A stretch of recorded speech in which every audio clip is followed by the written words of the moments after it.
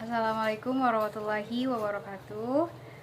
Perkenalkan, nama saya Dinda Rismayola Siregar dengan NIM 2103276 dari kelas Manajemen Risiko dan Manajemen Bisnis 6C.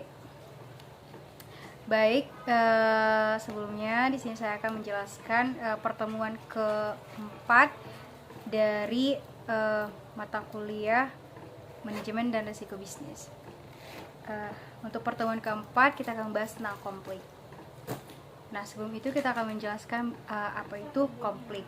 Nah, untuk pengertian konflik sendiri itu menurut Dubrin, konflik dalam konteks yang digunakan untuk mengacu pada pertentangan orang atau kekuatan yang menimbulkan ketegangan. Nah, hal ini tuh terjadi ketika dua pihak atau lebih termasuk pada individu, kelompok, organisasi itu memahami tujuan atau peristiwa. Itu kan menurut Dubrin. Nah, sekarang kita akan membahas tentang menurut Egan dan juga Jin. Nah, konflik itu diartikan sebagai ketidaksepakatan mengenai tujuan atau cara mencapai tujuan tersebut.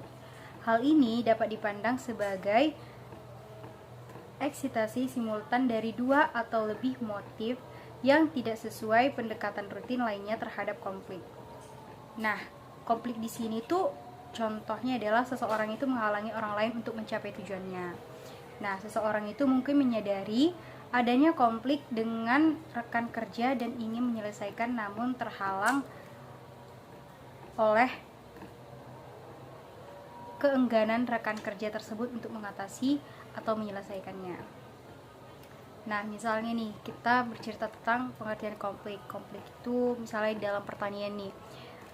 Kita dalam suatu perusahaan ataupun petani yang membuka lahan untuk cabai ataupun gapoktan itu kan merupakan organisasi di suatu wilayah. Nah, gapoktan tersebut melakukan suatu pembudidayaan cabai seperti itu. Nah, pada saat mereka membudidayakan, mereka dapatkan konflik gimana? Nah, konflik antar rekan mereka. Nah, di Gapoktan itu kan banyak kelompok pertanian ya. Nah, jadi mungkin dari satu orang ke orang yang lainnya mungkin terjadi atau adanya keengganan atau segan antara petani yang satu dengan petani yang lainnya. Nah, mungkin dari situ bisa terjadinya konflik. Nah, mungkin ada juga konflik perlahanan, konflik pendapatan yang didapat, misalnya yang petani satu dia membudidayakan cabai 1 hektar. Nah, petani yang lain juga membudidayakan petani 1 hektar, tetapi hasilnya itu berbeda. Nah, biasanya itu bisa tercapai konflik juga. Nah, itu untuk di bidang pertanian dan khususnya itu adalah di pembudidayaan cabai. Nah, tadi kan kata Dubrin itu ada pengacu pada pertentangan orang atau kekuatan yang menimbulkan ketegangan. Nah, mungkin petani ini dengan petani itu adu kuat dan itu ada pertentangan yang terjadi pada mereka tersebut seperti itu. Nah, selanjutnya kita akan bahas tentang sumber konflik, dan ini ada beberapa sumber konflik ya. Sumber konflik itu banyak. Yang pertama, sumber konflik itu ada nilai-nilai, ada relasi atau hubungan, ada data, ada kepentingan, dan ada struktural. Nah, untuk sumber-sumber konflik ini dengan kata lain adalah terjadinya konflik itu karena apa gitu. Nah, kita bahas konflik terjadi karena nilai-nilai. Nah, sumber konflik tadi kan ada nilai-nilai. Nah, kita akan bahas tentang nilai-nilai terlebih dahulu. Nah, menurut Prolog, perbedaan nilai-nilai kehidupan mencakup hal yang berlaku secara umum seperti perbedaan nilai yang bersumber dari agama, kepercayaan, moral, etika, norma, budaya, serta perbedaan nilai-nilai yang berlaku dalam organisasi. Nah, aturan-aturan spesifik yang mengatur tata tertib cara berorganisasi. Ketika nilai yang diyakini oleh pihak yang berkonflik berbeda dan cara pandang berbeda, perbedaan ini akan menimbulkan konflik. Ini tidak asing lagi kita dengar, bisa juga di pedesaan atau dimanapun, itu biasanya ada pekerja-pekerja yang datang, mereka tidak memenuhi nilai-nilai yang terdapat pada suatu wilayah tersebut. Nah, di situ kita bisa mendapatkan konflik. Misalnya kita sering melakukan ini, tapi mereka tidak terbiasa melakukan seperti itu. Nah, itu bisa saja terjadi konflik. Misalnya nih, mahasiswa, contohnya mahasiswa dari Sumatera Utara Medan datang ke Aceh, salam. Nah, di Aceh tentang agama atau budayanya itu kan berbeda ya, etikanya juga berbeda, mungkin ada sebagian berbeda. Kita yang pendatang itu mungkin bisa menyesuaikannya. Karena apa? Karena ketika itu bertolak belakang, maka itu akan terjadi konflik. Misalnya di Sumatera Utara Medan masih boleh keluar malam-malam seperti itu, perempuan juga masih boleh. Tapi waktu di Aceh kita harus menuruti peraturan yang mereka terapkan. Misalnya ke masjid, nah mungkin daerah-daerah lain kalau kita ke masjid boleh pakai celana, tetapi kalau di Aceh sendiri itu tidak boleh. Seperti itu juga bisa menimbulkan konflik kalau misalnya kita tidak menyesuaikan ataupun tidak mengikuti arahan budaya, etika, nilai, norma, dan kepercayaan yang ada di sana. Nah, untuk contoh-contoh pada pertanian itu juga sama saja. Misalnya di dalam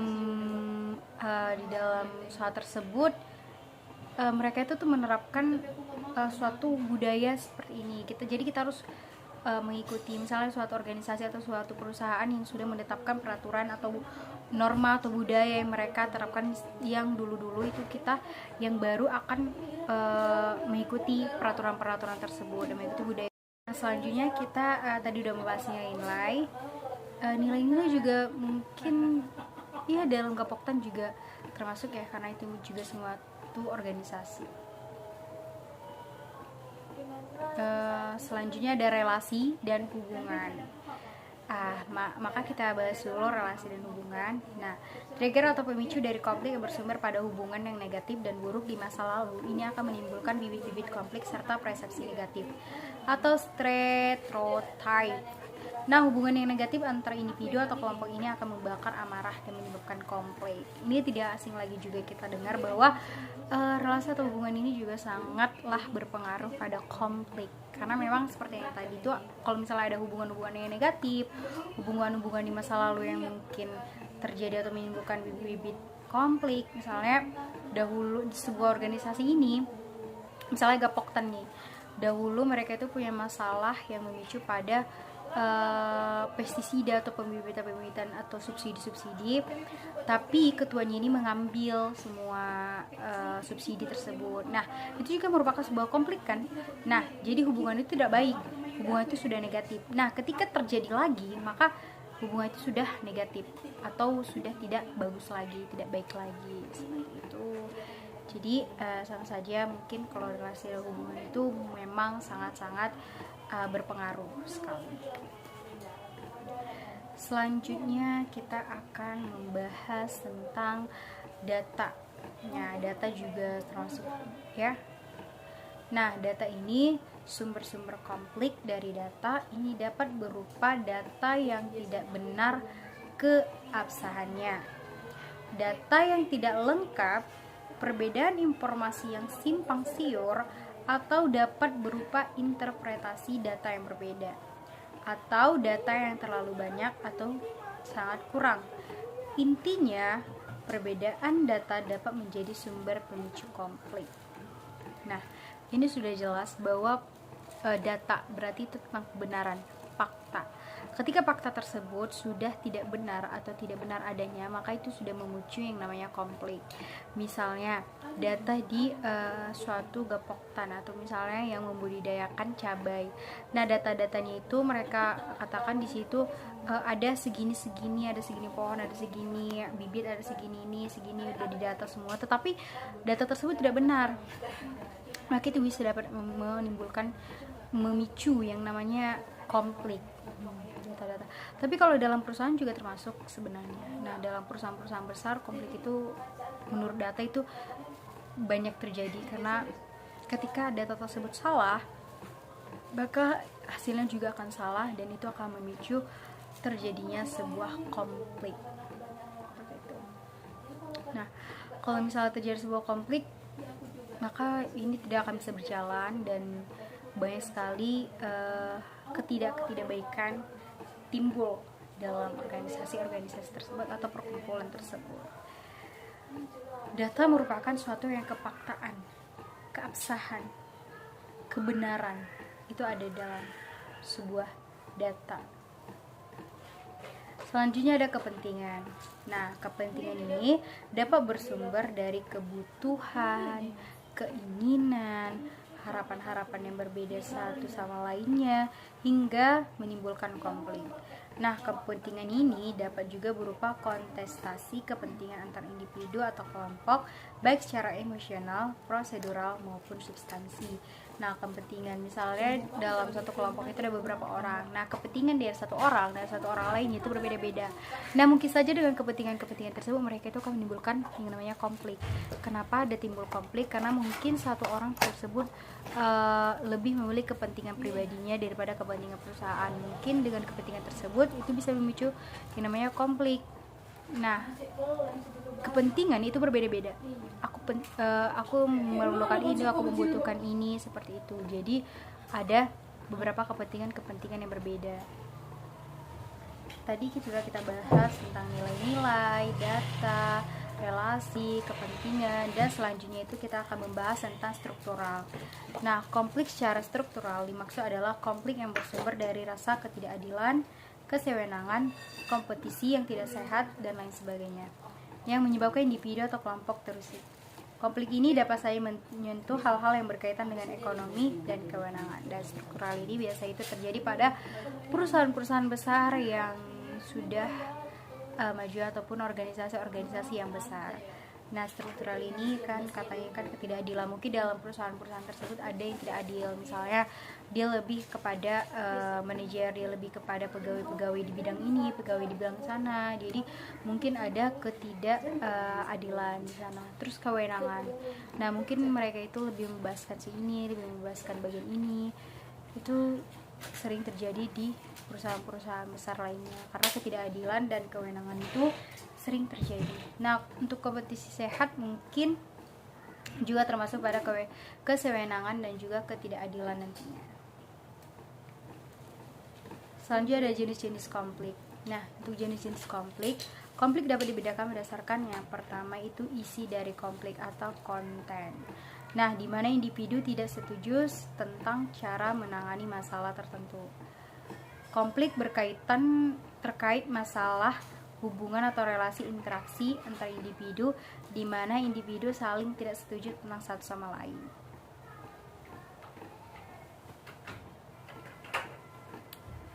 Nah, selanjutnya konflik atas isi atau konten itu dapat meningkatkan motivasi dan merangsang diskusi. Nah, berarti konflik di sini adalah perdebatan ataupun cara pandang yang berbeda-beda. Mungkin di sini dapat meningkatkan motivasi. Nah, mungkin ada satu pendapat yang lain yang akan menimbulkan motivasi dalam sebuah pandangan ataupun pengetahuan mereka sendiri. Nah, dalam konflik ini sebenarnya itu positif ya, walaupun nanti ada ketidakterimaan dari satu orang dengan yang lain itu yang akan menimbulkan yang namanya konflik.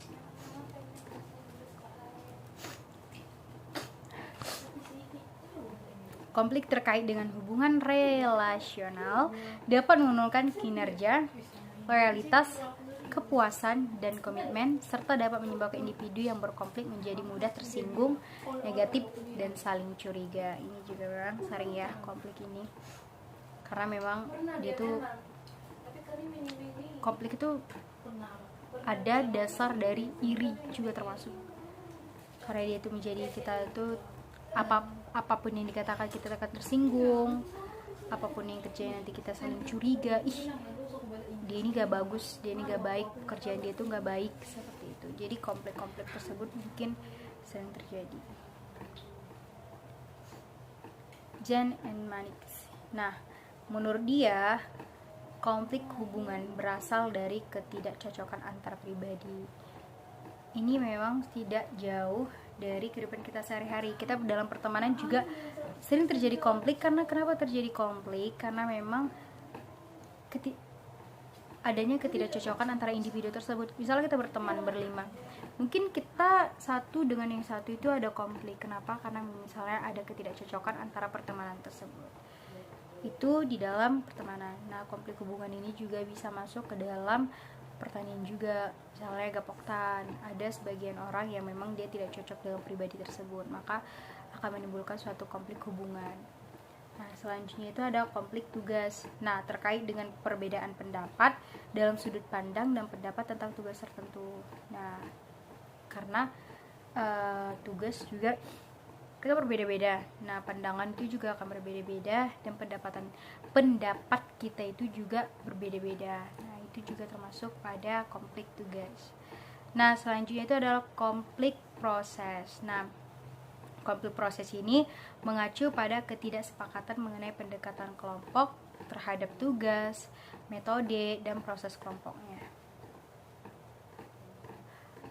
Perhatikan bahwa konflik hubungan dan konflik proses bisa berbahaya bagi pencapai tujuan organisasi. Nah, sedangkan konflik tugas itu ditengarai bermanfaat bagi organisasi karena mendorong tumbuhnya berbagai keragaman pendapat. Meskipun harus berhati-hati agar tidak berkembang menjadi konflik proses atau hubungan. Berarti ini bisa kita perhatikan bahwa konflik apa yang terjadi. Nah, konflik hubungan dan konflik proses itu kan bisa berbahaya, tapi kita bisa tanganin dengan yang namanya itu kita harus berhati-hati dalam sebuah konflik tersebut. Nah, ketika mendapatkan konflik kita harus berhati-hati apa yang harus kita lakukan agar konflik tersebut tidak terlalu besar dan tidak bisa menimbulkan bahaya bagi sama konflik tersebut. Selanjutnya Jiwonglen. Nah, konflik itu tidak terstruktur ya. Nah, konflik itu mempunyai ciri di mana berbagai pihak yang terlibat tidak terkait oleh aturan serta bersifat impulsif dan emosional. Nah, jelas itu konflik tidak terstruktur karena konflik itu terjadi dengan sendirinya. Nah, untuk ciri-cirinya itu juga konflik itu tidak terlibat oleh aturan atau bersifat emosional. Nah, itu muncul karena emosional kita sendiri. Konflik terstruktur sepenuhnya itu mempunyai ciri di mana pihak yang berkonflik terikat aturan-aturan, norma, dan standar etika tertentu. Konflik yang terstruktur itu sebagian mempunyai ciri di mana satu pihak tetap mengikatkan diri dengan aturan yang ada, namun terkadang emosi tidak terkontrol. Ini juga sudah jelas bahwa konflik terstruktur. Sebenarnya konflik terstruktur itu tidak atau jarang kita lihat karena memang konflik dikenal sebagai konflik yang tidak terstruktur karena dia itu keluar karena emosional kita sendiri atau pribadi-pribadi yang tidak cocok.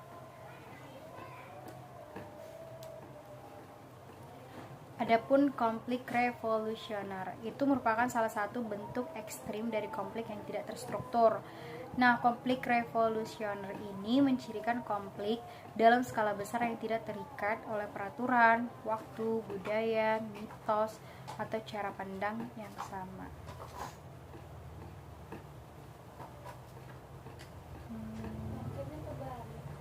Selanjutnya ada sumber konflik. Tadi juga kita membahas sumber konflik, tapi di sini juga ada beberapa sumber konflik lainnya. Yang pertama ada superioritas, yang kedua ada ketidakadilan, yang ketiga ada kerentanan, keempat ada ketidakpercayaan, dan yang kelima adalah ketidakberdayaan. Nah, kita akan bahas satu persatu dasar konflik tersebut. Yang pertama ada superioritas. Nah, tingkat individu itu bicara tentang superioritas itu terbagi menjadi dua. Ada dia dalam tingkat individu dan juga ada dia di tingkat kelompok.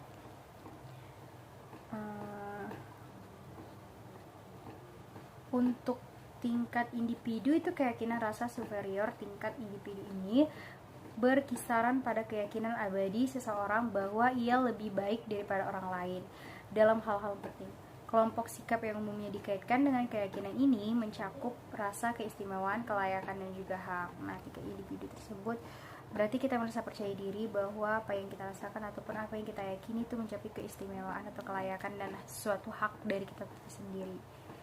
itu dari tingkat individu. Tetapi kalau misalnya dari tingkat kelompok, kenapa di tingkat individu itu sebagai orang yang emosional atau ego yang tinggi ya. Jadi kita merasa bahwa diri kita tidak baik, kita merasa bahwa diri kita tidak istimewa dan layak serta punya hak dalam suatu organisasi tersebut. Nah, setelah itu terjadilah sebuah konflik di mana rasa itu jadi abadi, misalnya kayak yakin, pede dan semua. Jadi semua yang dikatakan orang lain itu udah salah.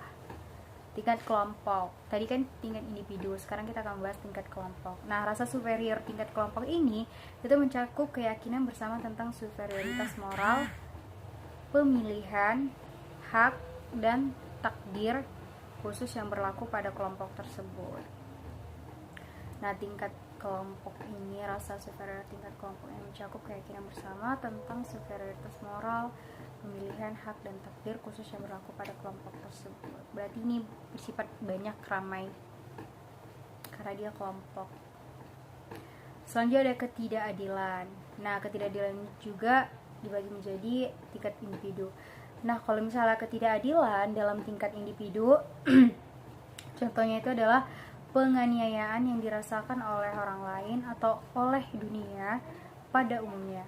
Nah, pola pikir ini dapat menyebabkan individu untuk mengidentifikasi sesuatu sebagai tidak adil, dan yang disayangkan adalah konflik yang ditimbulkan dari rasa ketidakadilan ini sering menyebabkan keterlibatan individu atau kelompok secara tidak tepat dan melakukan ketidakpembalasan yang tidak tepat pula.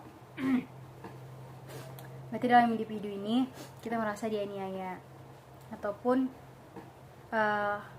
penyebabnya itu suatu kita mendapat ketidakadilan, atau yang disayangkan adalah konflik yang ditimbulkan dari rasa ketidakadilan ini sering menyebabkan keterlibatan individu atau secara tidak tepat. Berarti apa yang dilakukan kepada kita itu kita merasa bahwa ini tidak tepat, tidak adil, dan tidak bagus, atau hak saya di mana, seperti itu. Jadi ada ketidakadilan di tingkat individu tersebut. Nah, untuk tingkat kelompok itu pandangan kelompok. Nah, pandangan kelompok atas ketidakadilan mencerminkan keyakinan ini dalam kelompok bahwa mereka memiliki keluhan dan signifikan dan sah terhadap kelompok lain. Pola pikir ini dapat memobilisasi pemberontakan kolektif yang kuat dan juga keras, terutama karena persepsi bersama tentang ketidakadilan ini biasanya itu meningkatkan identifikasi dan kesetiaan yang dirasakan individu terhadap kelompok mereka. Nah, sebenarnya ketidakadilan ini juga sudah dibahas tadi dari sumber konflik. Nah, ketidakadilan ini memang sering banget muncul di atas konflik, baik itu dari tingkat individu ataupun tingkat kelompok, karena memang ketidakadilan itu juga datang tanpa sadar ataupun orang-orang yang melakukan ketidakadilan itu. Nah, sebagai kita yang individu sering merasa tidak adil, padahal yang melakukan tersebut tidak merasa bahwa itu sudah adil atau tidak adil. Nah, jadi banyak konflik itu yang bisa timbul karena ketidakadilan tersebut. Ini bisa dalam perusahaan sendiri ataupun dalam pertanian ataupun kelompok-kelompok, itu bisa saja ketidakadilan itu akan selalu ada. Dalam desa juga ada ketidakadilan, di perkampungan juga ada ketidakadilan karena ada pengelompokan tertentu. Di kampus juga banyak ketidakadilan dan di lingkungan kita sekitar. Selanjutnya itu ada kerentanan. Nah, kerentanan itu juga bagi menjadi dua, ada tingkat individu dan juga tingkat kelompok.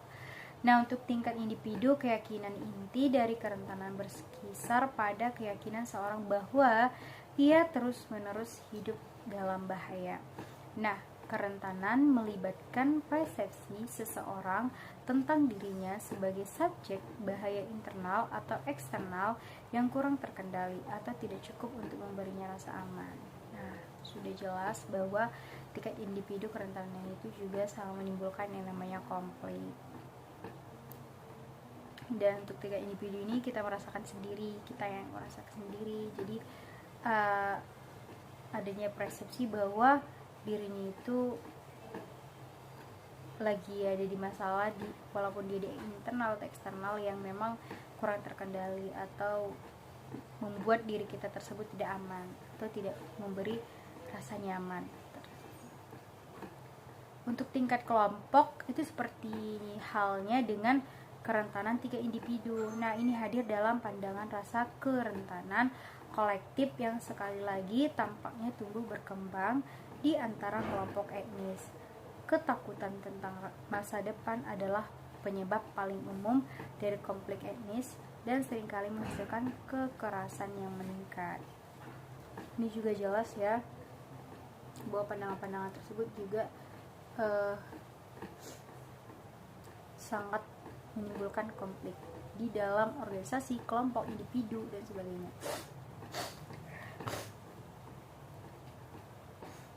Selanjutnya itu adalah ketidakpercayaan.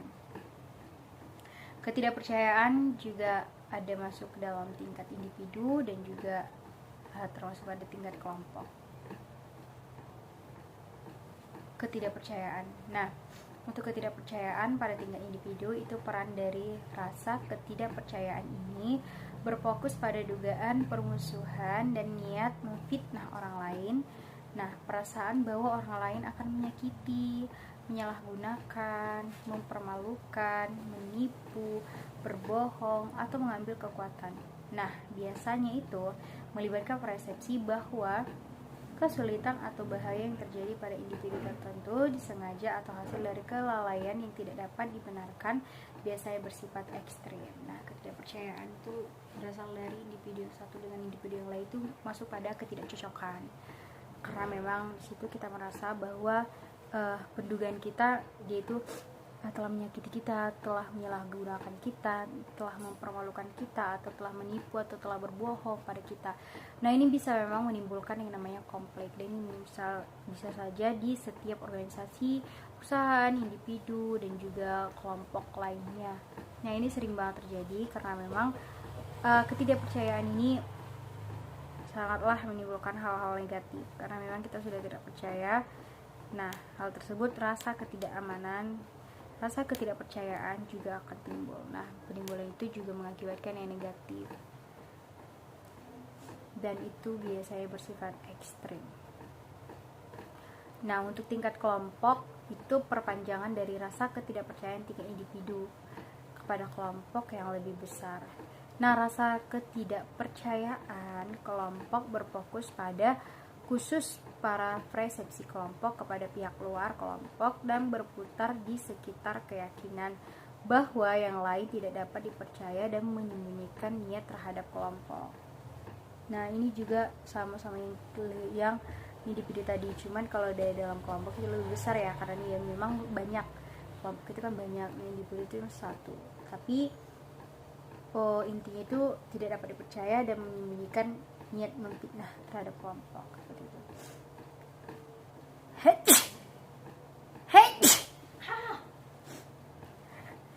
Selanjutnya ada ketidakberdayaan. Gimana aku buat video kayak gini deh? Pasti YouTube nanti. Ketidakberdayaan. Nah, untuk ketidakberdayaan itu ada tingkat individu dan juga tingkat kelompok. Nah, kalau misalnya dia di tingkat individu, adanya keyakinan bahwa tindakan yang direncanakan dan dilaksanakan dengan hati-hati pun akan gagal menghasilkan hasil yang diinginkan.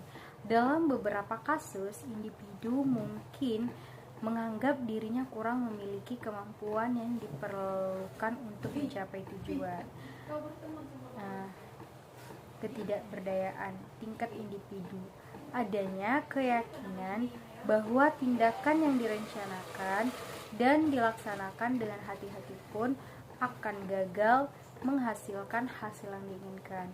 Dalam beberapa kasus, individu mungkin menganggap dirinya kurang memiliki kemampuan yang diperlukan untuk mencapai tujuan. Seperti itu. Nah, untuk tingkat kelompok itu juga sebenarnya sama dengan tingkat individu, cuman ini lebih besar lagi sama dengan ketidakpercayaan tadi. Nah, tingkat kelompok itu menggambarkan pola pikir kolektif tentang ketidakberdayaan dan ketergantungan.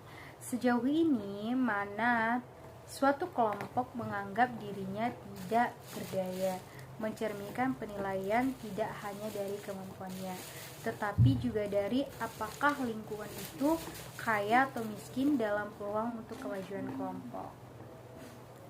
Nah, tadi kita sudah bahas tentang pengertian, sumber, dasar dari konflik. Sebenarnya konflik itu memang timbul dalam diri seseorang ataupun emosional dari seseorang tersebut, ketidakpercayaan dari seseorang tersebut, dan juga banyak berpikir atau prasangka-prasangka tidak baik. Nah, itu yang akan menjadikan konflik. Konflik itu memang berasal pada diri kita sendiri tersebut, karena kita yang merasa dan kita yang melakukan. Dampak konflik, ada beberapa dampak konflik.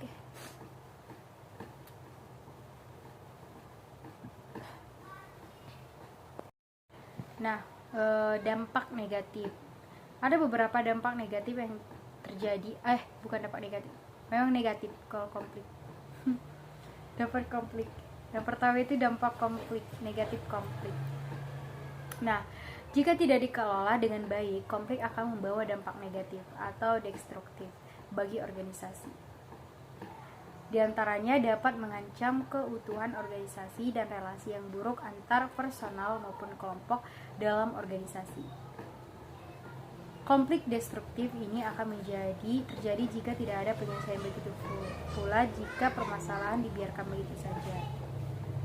Nah, energi positif akan hilang dan berubah menjadi energi negatif yang pada akhirnya baik individu maupun kelompok akan tereduksi sehingga terjadi polarisasi kelompok dalam organisasi. Berarti dampak negatif dari konflik ini jelas ya dampaknya. Dampak negatifnya itu tadi, jika tidak dikelola dengan baik, konflik akan membawa dampak negatif atau destruktif bagi organisasi. Nah, diantaranya dapat mengancam keutuhan organisasi dan relasi yang buruk antar personal maupun kelompok dalam organisasi. Konflik destruktif ini akan terjadi jika tidak ada penyelesaian, begitu pula jika permasalahan ini dibiarkan begitu saja. Nah, energi positif akan hilang dan berubah menjadi energi negatif, yang pada akhirnya baik individu maupun kelompok akan tereduksi sehingga terjadi polarisasi kelompok dalam organisasi.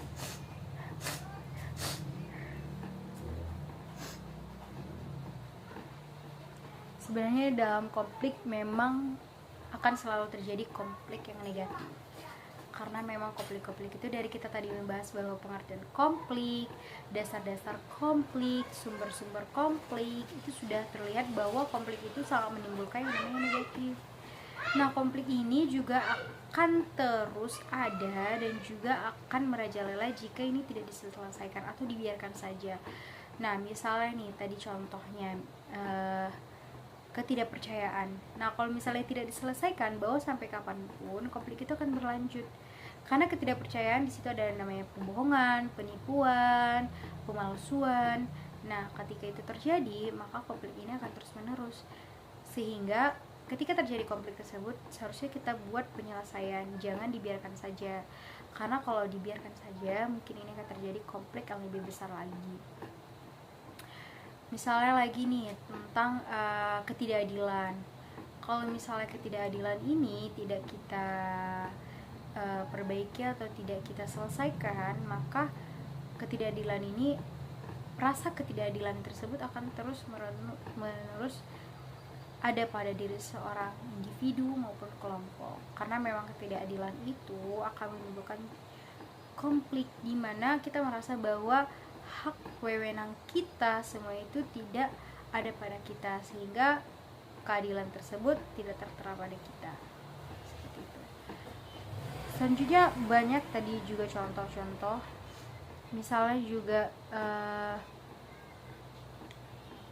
struktural ya, jenis tadi ya.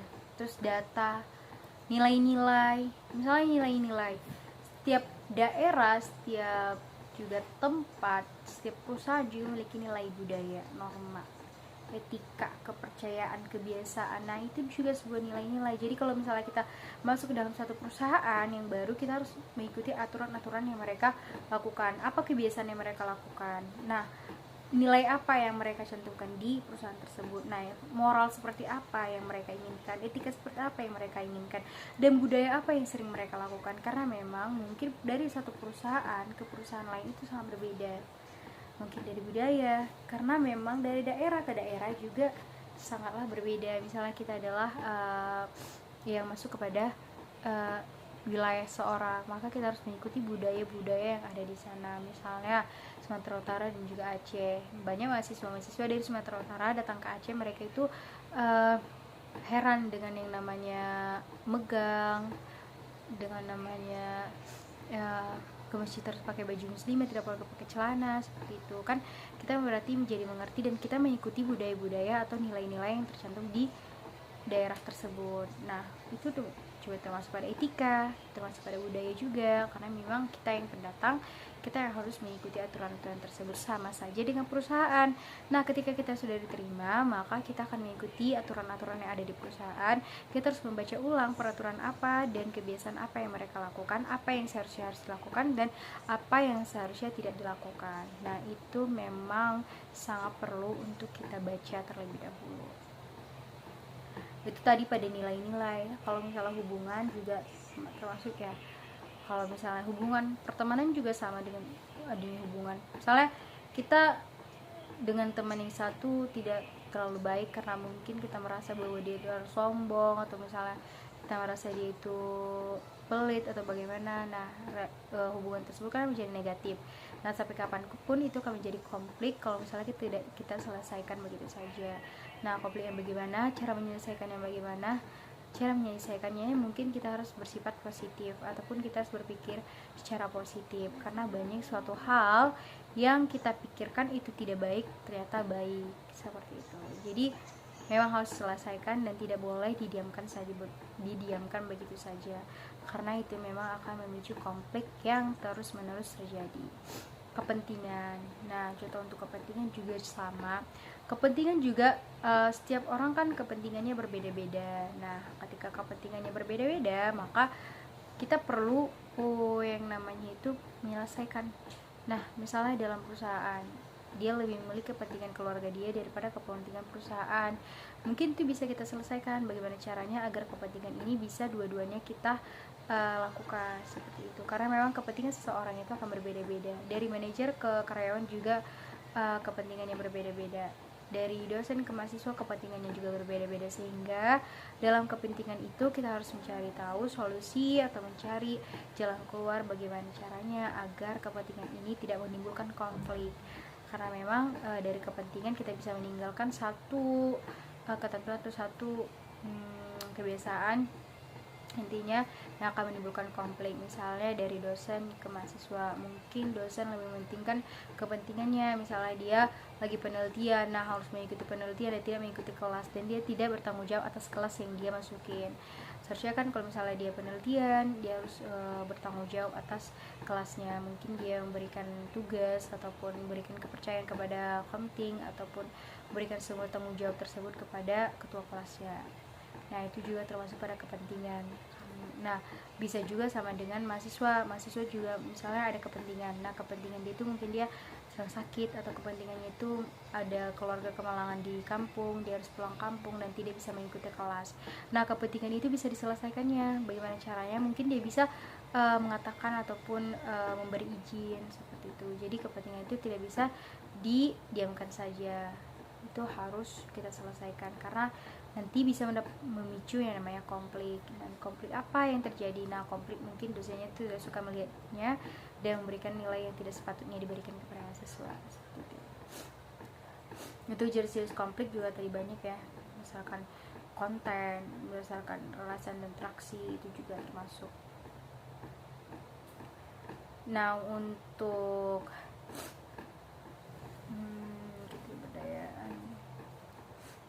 dampak konflik. Nah, dampak positif konflik. Suatu organisasi tanpa konflik mungkin akan menjadikan organisasi tersebut apatis, diam saja. Konflik mengindikasi adanya keterlibatan, komitmen, dan kepedulian setiap insan organisasi. Konflik dapat merangsang pembaharuan dan peningkatan hubungan interpersonal yang terus-menerus. Nah, tanpa konflik orang tidak akan belajar bagaimana cara menghadapi dan menyelesaikan masalah konflik antara mereka. Nah, banyak ya, berarti dalam konflik juga ada yang namanya positif. Sebenarnya dari debat juga itu kan juga termasuk konflik. Nah, itu juga akan menimbulkan positif. Karena apa? Karena kita bisa meningkatkan motivasi, meningkatkan yang namanya pengetahuan kita tersebut. Nah, kita jadi tahu bagaimana cara menyelesaikan konflik dan sebagainya. Dan konflik itu juga tidak termasuk pada yang negatif-negatif saja, ternyata positifnya juga ada gitu. Itu pembahasan tentang konflik. Sebenarnya konflik di dalam suatu agribisnis bisa kita kaitkan ya, karena agribisnis kan subsistemnya kan ada 5 nih. Ada dia penyediaan sarana produksi. Nah, di sarana penyediaan sarana produksi, konflik apa yang terjadi? Mungkin di konflik itu penyedia sarana produksi, misalnya adanya subsidi. Nah, dia berikan subsidi bibit apapun itu, subsidi pestisida dan sebagainya itu kepada petani, tapi mereka itu tidak memberikan harga yang memang ditentukan. Nah, mereka mungkin memahalkan harga atau sebagainya, mungkin itu akan terjadi konflik. Misalnya konflik juga bisa terjadi kepada mereka yang sama-sama dalam organisasi sama, misalnya Gapoktan. Mungkin mereka sama-sama budidaya cabai, dan tentu saja dalam budidaya itu mereka konflik. Konfliknya itu berupa ketidak merata atau ketidaksamaan antara yang dibudidayakan bapak yang satu dengan bapak yang B. Nah, itu bisa saja jadi konflik. Ataupun ini tadi termasuk pada ketidakadilan. Nah, misalnya pada ketua penyuluh pertaniannya itu lebih kepada bapak si A daripada bapak si B, maka itu akan menjadi konflik karena terjadi ada ketidakadilan dan mereka merasa tidak adil karena hak dan wewenang mereka itu tidak dibutuhkan ataupun tidak diberlakukan, hilang seperti itu. Sama saja sama di dalam kelas, mungkin ada sebagian dosen yang merasa bahwa tugas dari counting atau nilai dari counting itu ada nilai tambahan seperti itu. Mungkin ada yang merasa tidak adil dengan aturan tersebut dan dia merasa ketidakadilan itu dia dapat memicu konflik, atau dia bisa marah, atau dia bisa tidak senang, tidak suka dengan aturan tersebut. Itu juga bisa terjadi. Nah, kalau dalam organisasi misalnya Gapoktan juga termasuk, karena memang itu kan banyak anggota-anggotanya banyak. Nah, ada anggota yang memang benar-benar memerhatikan dan ada juga anggota yang memang tidak memerhatikan. Nah, sebagian anggota yang memerhatikan ini mungkin dia lebih mendapatkan produksi yang lebih besar daripada yang mereka yang main-main saja dalam melakukan suatu penyuluhan tersebut. Nah, ketika mereka sudah masuk kepada pasca panen, baru mereka melihat bahwa oh, kok berbeda, kok dia lebih banyak, kok saya lebih sedikit, padahal luas lahan, bibit dan semuanya itu sudah sama. Tapi mungkin cara kerja kita itu berbeda karena ada yang lebih memerhatikan dan juga ada yang lebih tidak memerhatikan seperti itu. Nah, itu juga termasuk pada menimbulkan yang namanya konflik. Dan ini biasanya dalam konflik individu ya, karena ada ketidaksenangan ataupun dia merasa bahwa itu tidak baik, tidak jujur, ataupun tidak merata. Nah,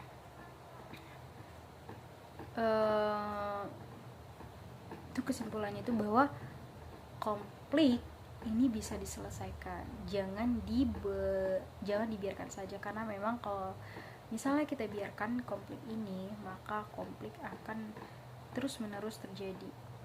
Ketika konflik ini terus terjadi, maka mustahil bagi kita untuk menjadi akur atau menjadi baik lagi. Misalnya perusahaan mungkin nanti kinerjanya akan menurun. Di suatu organisasi misalnya Gapoktan itu nanti anggotanya mungkin tidak sebanyak itu lagi, ataupun banyak yang tidak mau gabung lagi karena memang satu kesalahan tersebut.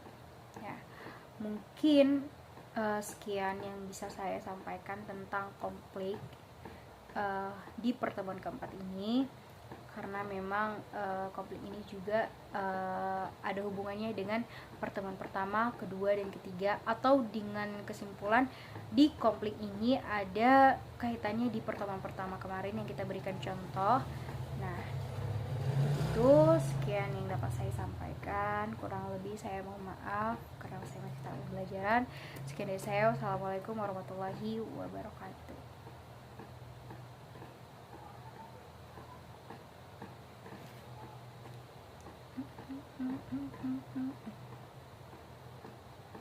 Aduh.